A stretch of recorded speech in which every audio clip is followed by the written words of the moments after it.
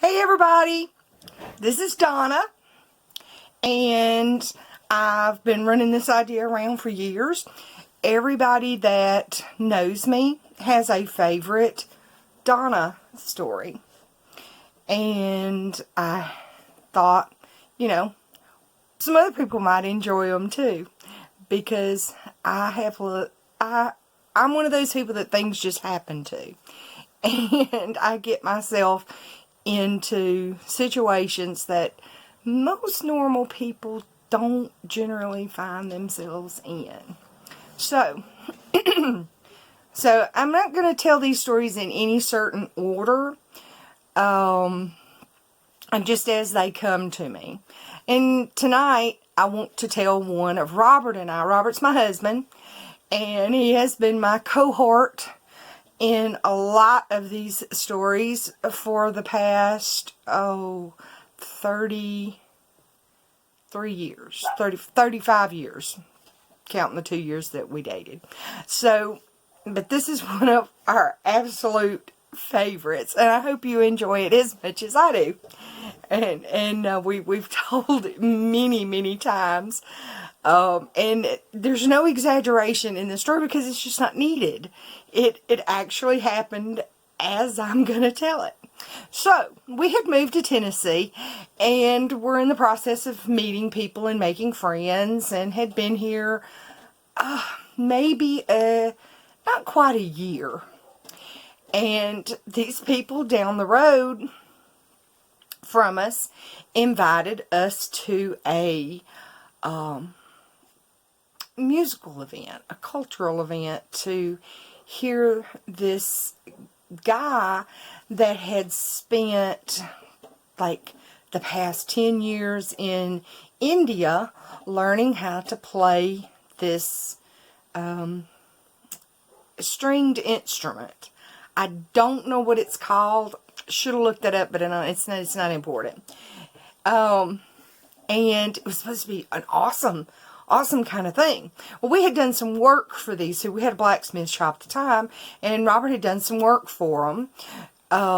They had bought this place and had renovated this beautiful little chapel that was in the shape. It was laid out like a cross. And he had made some brackets for some new benches, some pews that they had put in there. So, it's the middle of the summer. It's like September and horribly hot. But we didn't have anything going on. Saturday night, don't know anybody. We'll go. We'll go see what's going on. We're always, looking for something interesting or new. And, so we get there and we walk in, and we're standing at the back of the cross section, the church, the chapel, on the long leg of the cross. We're standing at the back, and the guy comes in and sits down at the top of the cross. There's like where there's a where there would normally be the preacher would stand. Okay, so there's pillows and silky stuff, and there's incense burning and everything. So the guy goes to sit down, and I just happened to glance up that way as the gentleman sat down, and ta-da! He didn't have on any underwear. He was wearing this dress-like thing. And he didn't have any underwear on. So I was flashed before the thing even got started. And which, being the silly thing I am, caused me to, I kind of giggled about it and told Robert, whispered to him. I said, I just got a glimpse into this guy's bat cave. And which he thought was funny. So the place, like, rapidly fills up with people, and by the time we go to sit down, there's not a seat for us to sit together side by side. But the pews, the way the building's laid out, it's a cross, and it comes down, it has two arms, and like this, and then down. Well, right here on this cross piece, There's pews here, and then there's pews across like that. I had to sit on one side, and he had to sit on the other side of the corner of the inside of the cross right there, and we couldn't see each other. And these benches, these pews that they had built were beautiful, beautifully made, but they were made out of rough branches.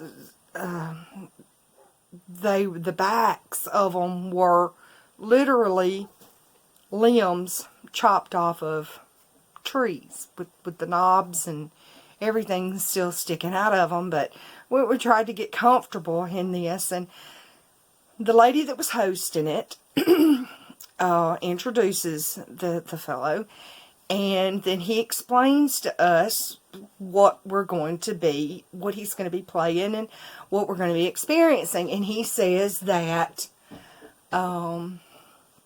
he's going to play 3 songs, and that the way that they are put together, and the way he's going to play them, that it should open our spirits and will become one with the universe through this music. Okay. Like I say, willing to try, anything, and not going to make fun of someone's, ideas and everything. And I like music, but how bad could it be?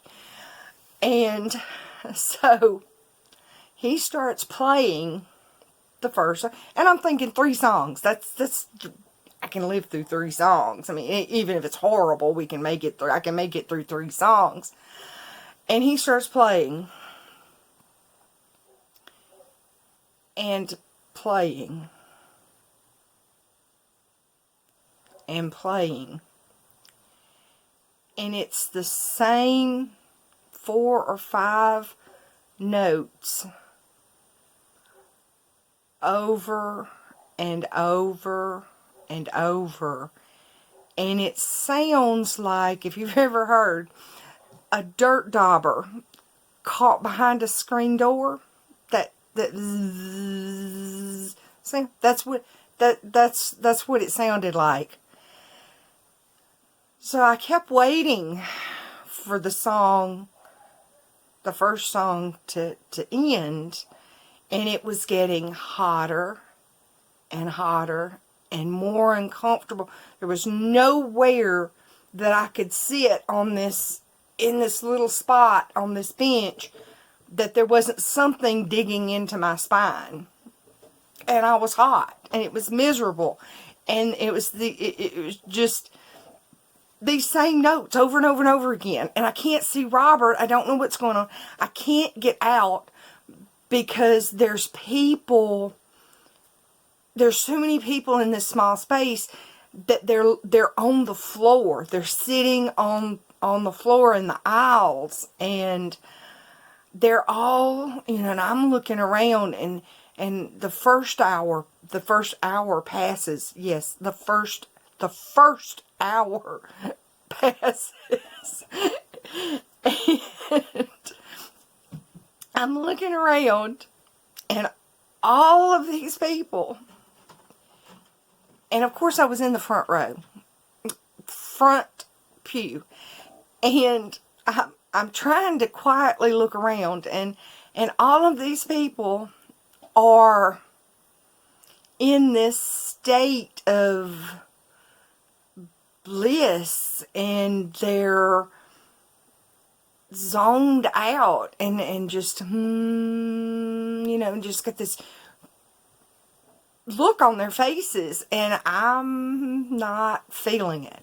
I'm wondering what is wrong with me. There's got to be something wrong with me. And of course I'm wondering, am I the only person? Is Robert getting something out of this? Is he sitting around the corner zoned out and just blissful with the ecstasy of this music? Because it was mind-numbing. It was torturous. It was so repetitive.